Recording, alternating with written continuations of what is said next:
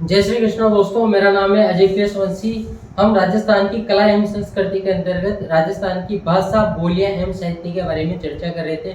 इससे पिछले वाले लेक्चर में दोस्तों हमने राजस्थानी भाषा साहित्य के अंतर्गत जो शब्दावलियां प्रयोग में ज्यादातर काम में आती हैं, जैसे वचनिका, ख्यात, रासो, विगत, इन सभी का उल्लेख किया है और इन्हें जानने की कोशिश की है कि आखिर इनका अर्थ क्या होता है। आज इस पर्टिकुलर लेक्चर में हम दोस्तों शुरुआत कर रहे हैं राजस्थानी भाषा साहित्य की, यानी कि राजस्थानी भाषा में कौन कौन सा साहित्य लिखा गया है। बहुत सारा साहित्य लिखा गया है दोस्तों। राजस्थानी भाषा साहित्य काफी समृद्ध साहित्य है, लेकिन हम सभी साहित्य की चर्चा नहीं कर सकते, क्योंकि अगर हम सारे साहित्य की चर्चा करेंगे तो ये चर्चा शायद 100 दिन तक हो सकती है। लेकिन हमें हमारी प्रतियोगी परीक्षाओं से मतलब है, हमें हमारी प्रतियोगी परीक्षाओं की दृष्टि से ध्यान में रखते हुए केवल उन्हीं साहित्य के बारे में चर्चा करनी है जो कि हमें हमारी प्रतियोगी परीक्षाओं में हेल्प करेंगे, सहायता पहुंचाएंगे। तो बिना टाइम वेस्ट किए प्रारंभ करते हैं चर्चा का विषय है दोस्तों हमारा आज राजस्थानी भाषा साहित्य या फिर राजस्थानी साहित्य। ये जो टॉपिक है इसी को चर्चा करेंगे, राजस्थानी साहित्य के बारे में चर्चा करेंगे। कौन कौन से साहित्यिक ग्रंथ लिखे गए उनकी चर्चा करना चाहते हैं।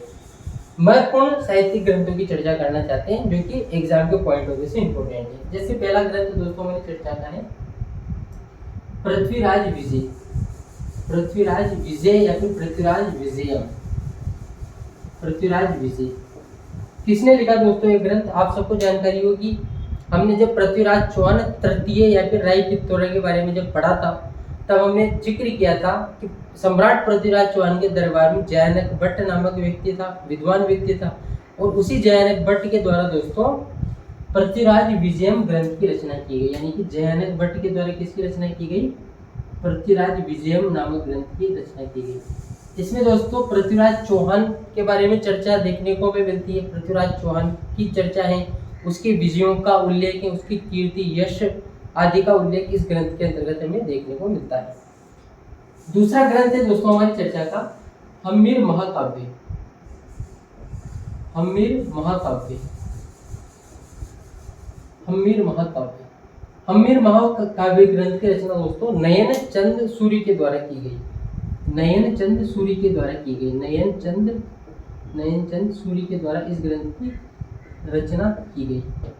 हम्मीर महाकाव्य में दोस्तों अलाउद्दीन खिलजी जब रणथंभौर पर आक्रमण कर देता है तो उस बात का उल्लेख मिलता है, और किस बहादुरी, किस शौर्य के साथ हम्मीर देव चौहान अलाउद्दीन खिलजी से लड़ता हुआ वीर गति को प्राप्त होता है, उसमें उस शौर्य का बखान हमें देखने को मिलता है। हम्मीर देव चौहान के शौर्य का बखान देखने को मिलता है, तथा अलाउद्दीन खिलजी के रणथंभौर अभियान का उल्लेख भी इस ग्रंथ में देखने को मिलता है, जिसका क्या नाम है दोस्तों? हम्मीर महाकाव्य, जो कि नयन चंद सूरी के द्वारा लिखा गया। इसके बाद में दोस्तों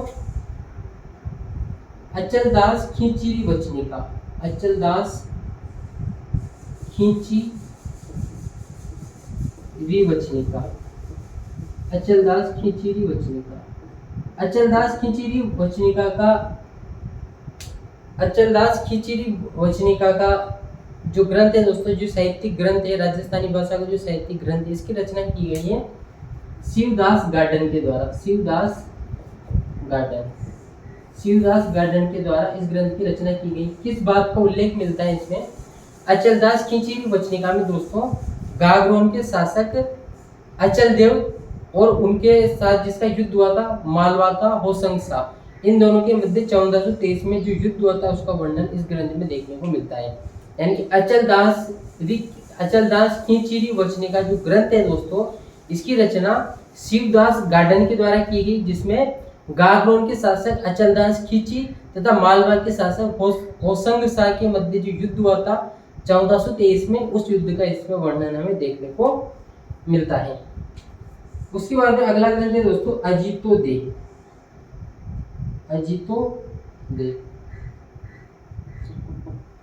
अजीतोदय ग्रंथ की रचना दोस्तों भट्ट जगजीवन के द्वारा की गई। किसके द्वारा की गई प्यारे दोस्तों? भट्ट जगजीवन के द्वारा की गई। भट्ट जगजीवन के द्वारा एक ग्रंथ लिखा गया जिसका क्या नाम है? अजीतोदय है।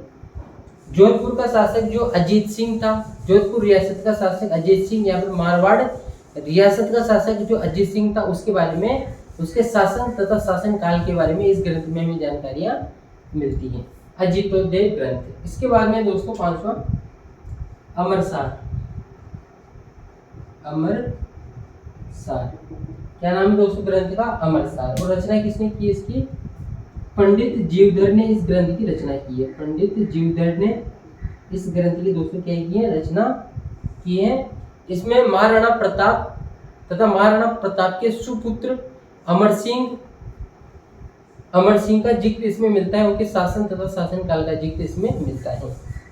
अमरसार ग्रंथ की रचना पंडित जीवधर के द्वारा की गई, जिसमें महाराणा प्रताप तथा अमर सिंह जो कि मेवाड़ के शासक थे दोस्तों, उनके बारे में जानकारियां मिलती है। उनके शासन तथा शासन काल के बारे में हमें जानकारियां मिलती है।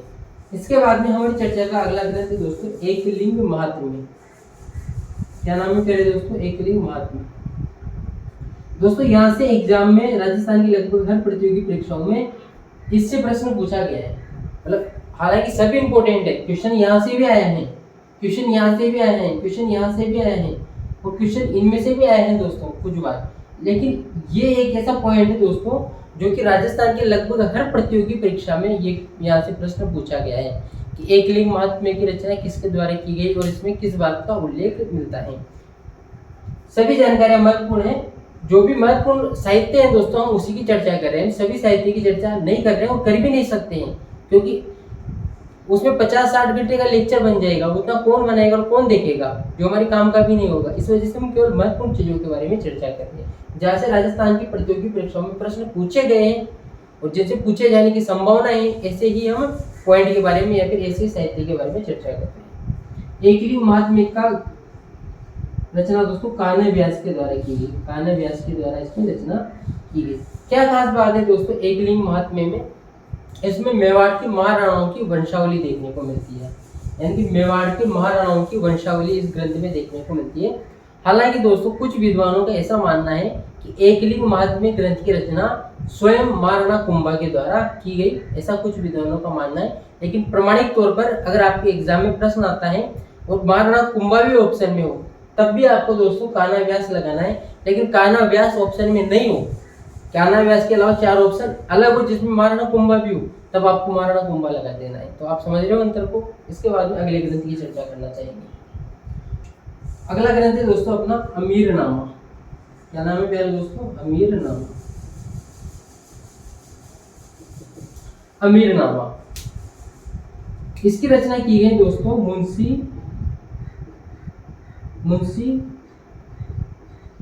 भूसावन लाल के द्वारा। मुंशी भूसावन लाल के द्वारा अमीरनामा ग्रंथ की रचना की गई। और इस ग्रंथ में दोस्तों इस साहित्य में हमें टोंक के नवाब अमीर खां पिंडारी के बारे में जानकारी मिलती है। टोंक के नवाब अमीर खां पिंडारी के बारे में कौन से ग्रंथ में जानकारी मिलती है प्यारे दोस्तों?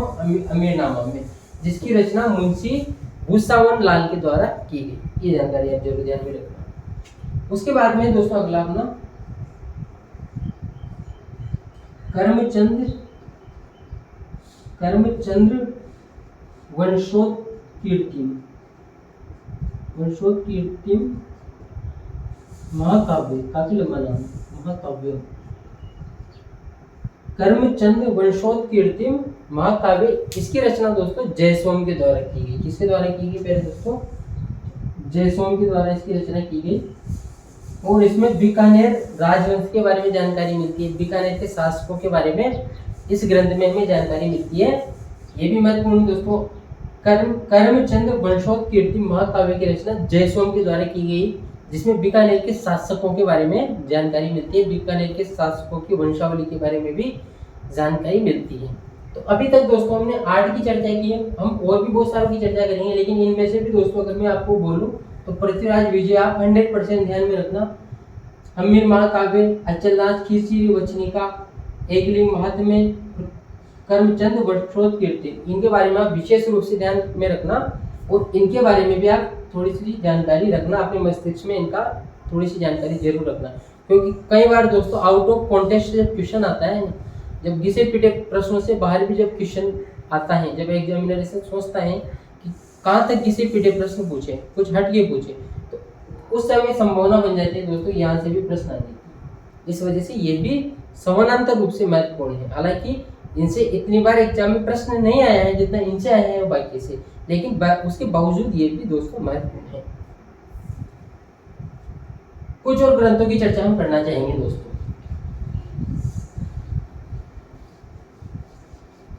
मेरे कमरे को सजाने की तमन्ना है तुम्हें, मेरे कमरे में चंद किताबों के सिवा कुछ और नहीं।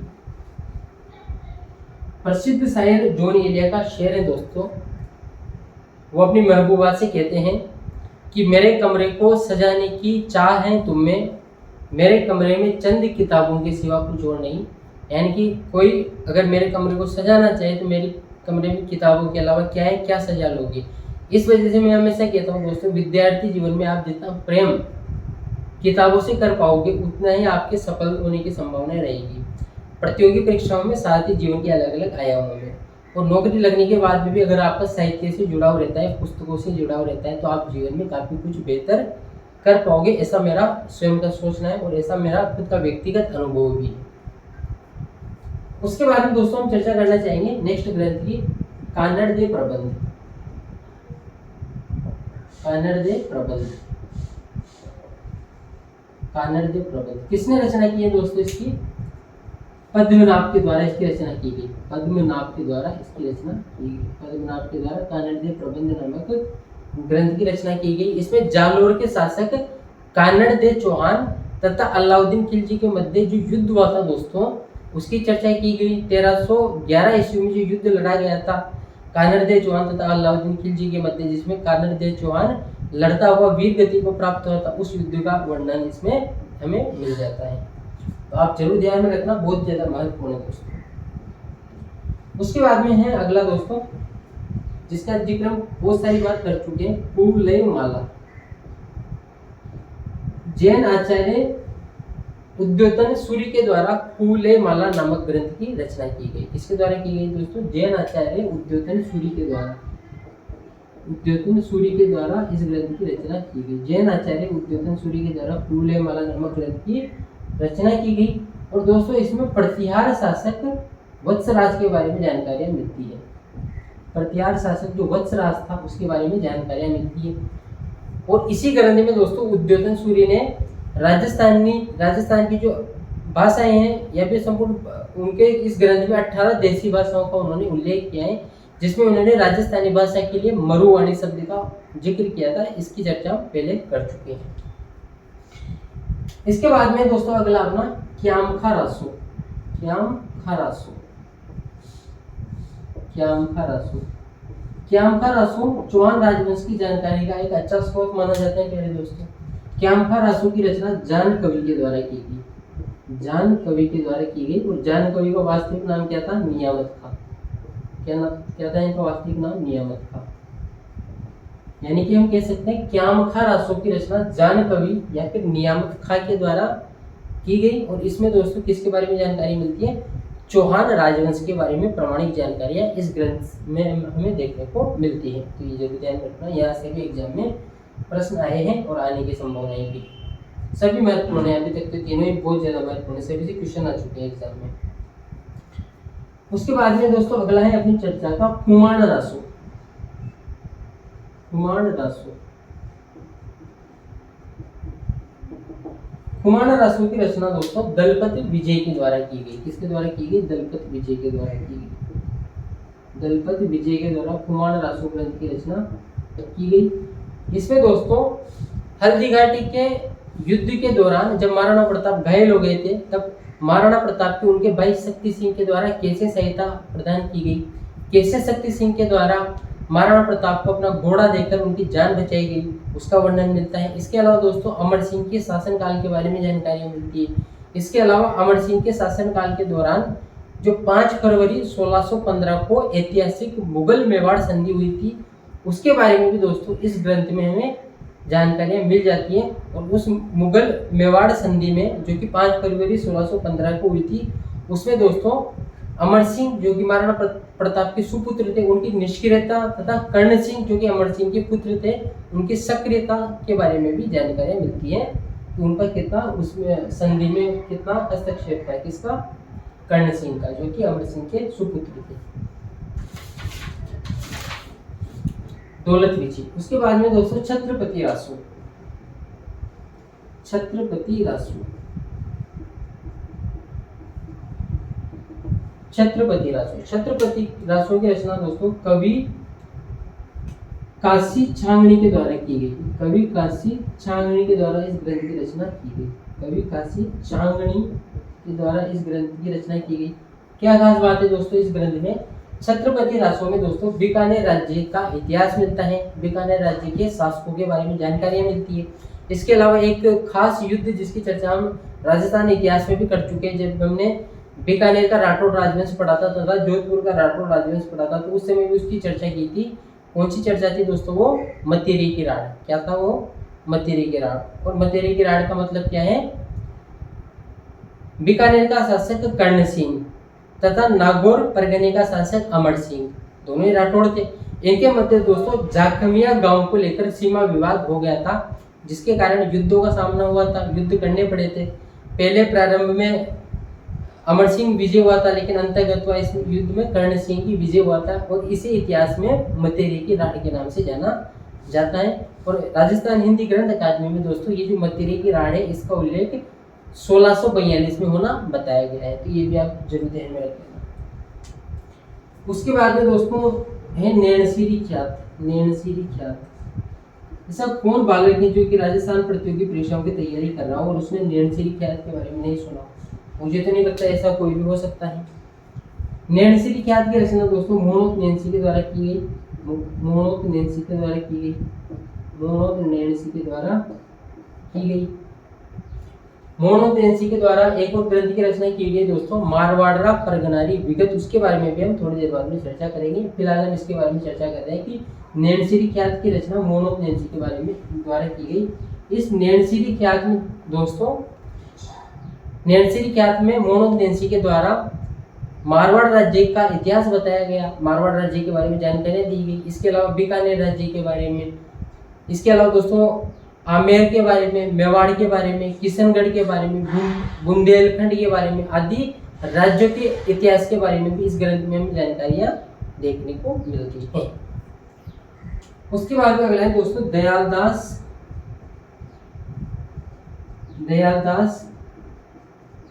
रिबात। दयालदासी ख्यात। दयालदासी ख्यात किसने रचना की? दयालदासी ख्यात की दोस्तों दयालदास ने ही रचना की है इसकी। अब आप ये बताओ मुझे, जब मैंने आपको राजस्थान भाषा साहित्य की शब्दावलियां पढ़ाई थी इससे पिछले वाले लेक्चर में, तब हमने ख्यात का उल्लेख किया था। तो ख्यात का अर्थ क्या बताया था? ख्यात मैंने वहां पर दो प्रकार की बताई थी, संलग्न ख्यात और बात संग्रह। तो ये जो दयालदासी ख्यात है दोस्तों, ये कौन सी ख्यात का उदाहरण है? संलग्न ख्यात का उदाहरण है या फिर बात संग्रह का उदाहरण है? आप कमेंट बॉक्स में जरूर बताना अगर आपको समय मिले तो। बीकानेर राज्य के बारे में जानकारियां मिलती है दोस्तों इसमें, बीकानेर राज्य के बारे में जानकारियां मिलती हैं। उसके बाद में अगला है दोस्तों अपना पृथ्वीराज रासो। पृथ्वीराज रासो, मुझे तो नहीं लगता कोई बालक ऐसा होगा जिसको नहीं पता है कि पृथ्वीराज रासो किसने लिखा है। अगर किसको नहीं पता है, उसने अक्षय कुमार की मूवी देखी है सम्राट पृथ्वीराज चौहान, तो उसको निश्चित तौर पर पता होगा, जिसमें सोनू सूद ने चंद बड़दाई का रोल किया था। तो दोस्तों पृथ्वीराज रासो की रचना चंद बड़दाई के द्वारा की गई। चंद बड़दाई के द्वारा इस ग्रंथ की रचना की गई। क्या क्या जानकारी मिलती है दोस्तों इसमें? पहली बात तो यह है, जो ये पृथ्वीराज रासो ग्रंथ है दोस्तों, इसे हिंदी साहित्य का पहला महाकाव्य माना जाता है। हिंदी साहित्य का पहला इसे महाकाव्य माना जाता है दोस्तों। क्या बोला मैंने? पृथ्वीराज रासो ग्रंथ जिसकी रचना चंद बड़दाई के द्वारा की गई, इसे हिंदी साहित्य का प्रथम महाकाव्य माना जाता है। और इसमें सम्राट पृथ्वीराज चौहान तृतीय के बारे में अनेक सारी जानकारियां मिलती है, त्रयन के युद्धों के बारे में जानकारियां मिलती है, बहुत सारी जानकारी इसमें मिलती है। और इसको आधार बनाकर डॉक्टर चंद्र प्रकाश द्विवेदी ने हाल ही में एक मूवी भी बनाई है, एक पिक्चर भी बनाई है, जिसका क्या नाम था? सम्राट पृथ्वीराज चौहान। स्क्रीनशॉट लेना चाहो तो ले सकते हो दोस्तों, बहुत महत्वपूर्ण है, सभी के सभी इंपॉर्टेंट है, सभी से एग्जाम में क्वेश्चन आ चुके हैं, कोई भी ऐसा नहीं लिखा है अभी तक जो कि इम्पोर्टेंट नहीं हो, सभी महत्वपूर्ण है। स्क्रीनशॉट अगर आपने ले लिया हो तो थोड़ा सा और आगे बढ़ते हैं, घबराने की आवश्यकता नहीं, एक दो बार आप लिखोगे तो आपको याद हो जाएगा। पहले आप सुन लो, सुनते टाइम पे अगर आपको टाइम मिले तो लिख भी लो, एक दो बार प्रैक्टिस करोगे तो आसानी से याद हो जाएगी, कोई इतना मुश्किल नहीं है। और फिर अपने को कौन सा डायरेक्ट आंसर लिखना होता है, अपने को तो 4 ऑप्शन में से एक पसंद करना होता है, तो उनमें ज़्यादा मुश्किल नहीं होती है, बस आपको जानकारी होनी चाहिए। उसके बाद में दोस्तों पद्मावत। पद्मावत के ऊपर भी दोस्तों मूवी बन चुकी है। संजय लीला भंसाली ने पद्मावत के ऊपर कौन सी पिक्चर बनाई थी दोस्तों? पद्मावती बनाई थी, पद्मावती तो बनाई थी। और इसका पद्मावती जो ग्रंथ है दोस्तों, इसका रचयिता कौन है? मलिक मोहम्मद जैसी इस ग्रंथ का रचयिता है। मलिक मोहम्मद जैसी इस ग्रंथ का रचयिता है। इसमें अलाउद्दीन खिलजी के द्वारा जब चित्तौड़ पर आक्रमण किया गया था 1303 ईस्वी में, उसका वर्णन मिलता है, और किस प्रकार से अलाउद्दीन खिलजी ने चित्तौड़ में नरसंहार करवाया, किस प्रकार से जौहर घटित हुआ, सारी जानकारी, रानी पद्मिनी के बारे में जानकारी मिलती है दोस्तों ना। तो ये आप इस पे भी मूवी आ चुकी है। पद्मावत के बाद में दोस्तों अगला है हमारी चर्चा का विषय पाबू प्रकाश। प्रकाश का अर्थ क्या होता है, ये हम राजस्थान भाषा साहित्य की शब्दावलियों में जिक्र कर चुके हैं दोस्तों। पाबू प्रकाश की रचना दोस्तों मोड़ा आसिया द्वारा की गई, मोड़ा आसिया जी के द्वारा की गई। और इस ग्रंथ में दोस्तों लोक देवता पाबू जी के जीवन के बारे में बताया गया है, यानी कि लोक देवता पाबू जी का इसमें जीवन व्रत तथा जीवन परिचय दे रखा है। पाबू प्रकाश, मोटा आसिया, पद्मावत, मलिक मोहम्मद जैसी। अगला है दोस्तों अपना प्रताप रासो।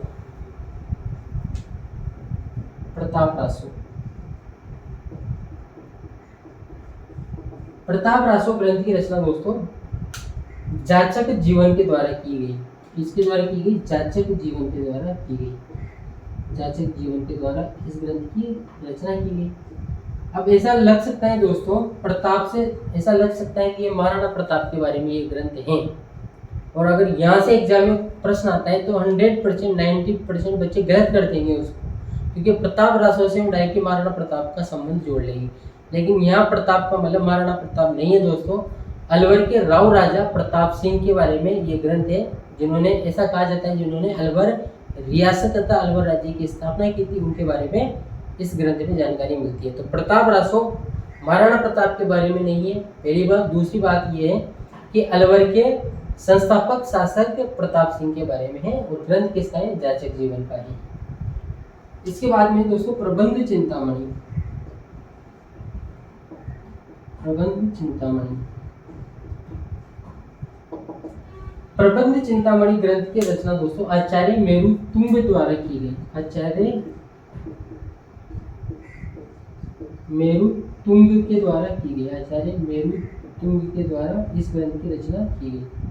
आचार्य मेरु तुंग के द्वारा प्रबंध चिंतामणि ग्रंथ की रचना की गई, जिसमें दोस्तों पृथ्वीराज चौहान तृतीय, यानी कि राय पिथौरा, सम्राट पृथ्वीराज चौहान तृतीय, उनके शासन काल, शासन व्यवस्था, शासन प्रबंधन के बारे में जानकारियां हमें मिलती हैं। अगला ग्रंथ है दोस्तों अपना बुद्धि विलास। बुद्धि विलास ग्रंथ की रचना दोस्तों शाह बखत राम के द्वारा की गई। शाह बखत राम के द्वारा बुद्धि विलास नामक ग्रंथ की रचना की गई। और इस ग्रंथ में दोस्तों जयपुर राज्य की स्थापना, जो कि 1727 ईस्वी में होती है, और 1734 ईस्वी में जयपुर को राजधानी बना दिया जाता है सवाई जयसिंह, मिर्जा राजा जयसिंह के द्वारा। तो सारी जानकारियां इसमें मिलती है, कैसे जयपुर राज्य की स्थापना होती है, कैसे जयपुर राज्य की निर्माण कार्य होती हैं, किस प्रकार से उसका वास्तु वगैरह किया जाता है, सारी जानकारियां दोस्तों इस ग्रंथ में हमें जयपुर के बारे में मिल जाती है, उस समय की जानकारी। उसके बाद में अगला है दोस्तों मानचरित्र रासो।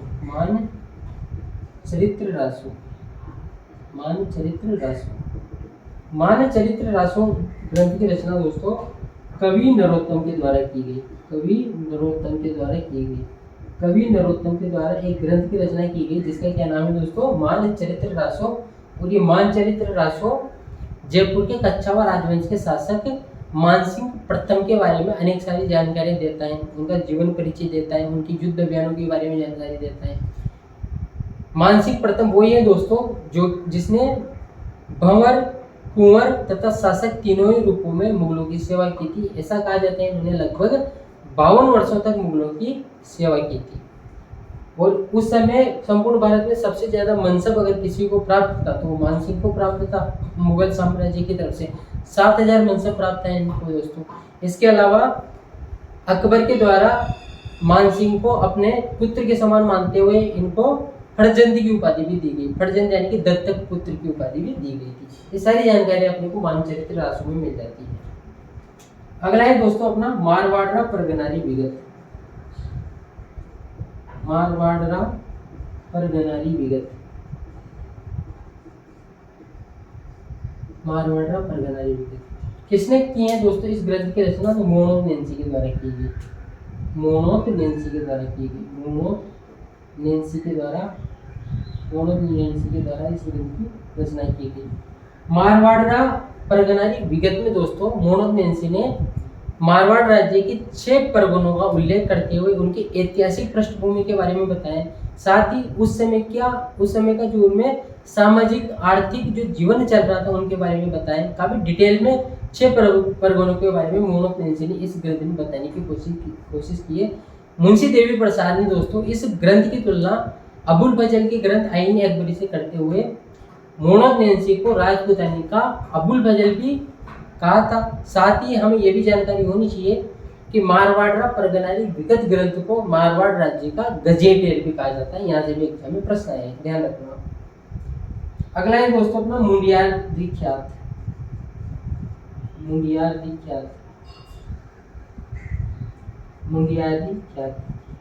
दोस्तों ये जो मुंडियारी ख्यात है इसकी रचना बीकानेर के मुंडियार गांव के चारणों के द्वारा की गई। यानी बीकानेर राज्य के जो मुंडियार गांव के चारण थे उनके द्वारा जनश्रुतियों के आधार पर इसकी रचना की गई, जिसे कहा जाता है मुंडियारी ख्यात। इसमें बीकानेर के शासकों की जानकारी मिलती है, उनकी वंशावलियों का जिक्र मिलता है। बीकानेर के शासकों का क्या संबंध रहा है मुगलों से, उनका भी दोस्तों इसमें हमें जिक्र मिलता है। इसके अलावा दोस्तों मुंडियारी ख्यात में बीकानेर के शासकों का जिक्र मिलता है, यहीं से मारवाड़ का ज्यादा जिक्र मिलता है। यानी कि मारवाड़ राज्य का इतिहास, उनकी वंशावली, इन सब का जिक्र मिलता है। उनका मुगलों के साथ क्या संबंध है, इनके बारे में ज्यादा प्रमाणिक जानकारी मिलती है। अगला है दोस्तों अपना राजप्रकाश। थोड़ा सा ऊपर से जाना पड़ेगा।